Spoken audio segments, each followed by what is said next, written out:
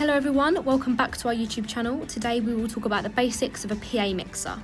PA mixers can be used for live and recording applications, and this mixer is a Lion Forge AN1208.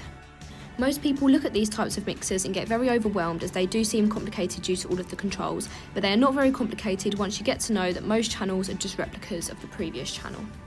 A mixer will typically have between 2 and 48 input channels, but the mixer we're going to be looking at today has 8 mic or line mono inputs and 2 stereo line inputs. We are now going to be talking about each different section of this PA mixer. The section highlighted is where you can plug in microphones using XLR cables or line level jack sockets.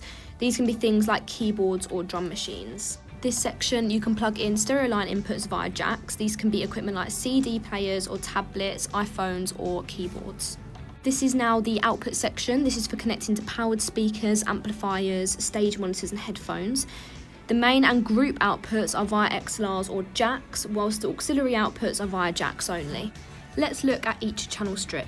At the top you have an XLR input for microphones. These are for dynamic microphones. If you have condenser microphones, there's a phantom power switch under the jack socket to supply power to this type of microphone. Under the XLR socket there is a 1/4 inch jack socket. This is for line level equipment such as keyboard and electronic drums.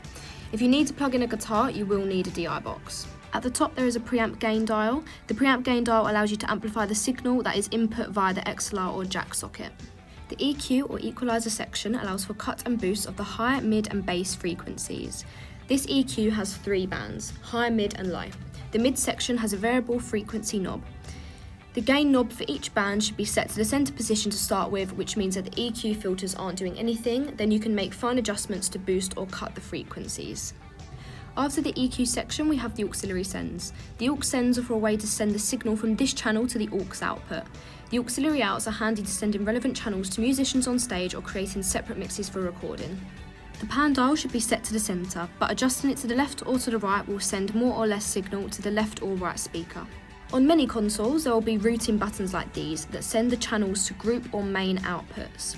Pressing the main button sends this channel to the main mix faders. Pressing the G1/G2 button sends this channel to the group faders. The main fader signal comes out of the main outputs, whilst the group fader signals comes out of the group outputs, or can be sent to the main mix. Group outputs, subgroups and auxiliary outputs both allow for routing multiple channels to a single destination, but they do serve different purposes. Group outputs are typically used to bundle channels together, like groups of microphones, backing vocals or drum mics. For an example, this gives unified control over volume before sending them to the main mix. Whilst aux outputs are used to create a separate, independent submix for stage monitors or effects, these do not get routed to the main mix.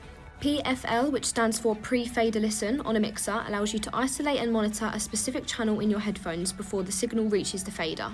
It is primarily used to set proper input gain levels, check audio quality and cue a source without affecting the main mix output.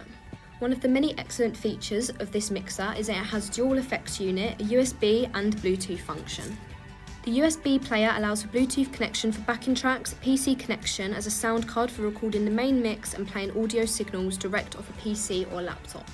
Each channel can be sent to the effects units. There are 2 orange dials on each channel. The user can choose what effects unit to send each channel to. Effects can be chosen and adjusted by these dials. The effects can then be sent to either the group section or the main mix. Thank you for watching this video. We hope this has helped you understand the basics of a PA audio mixer.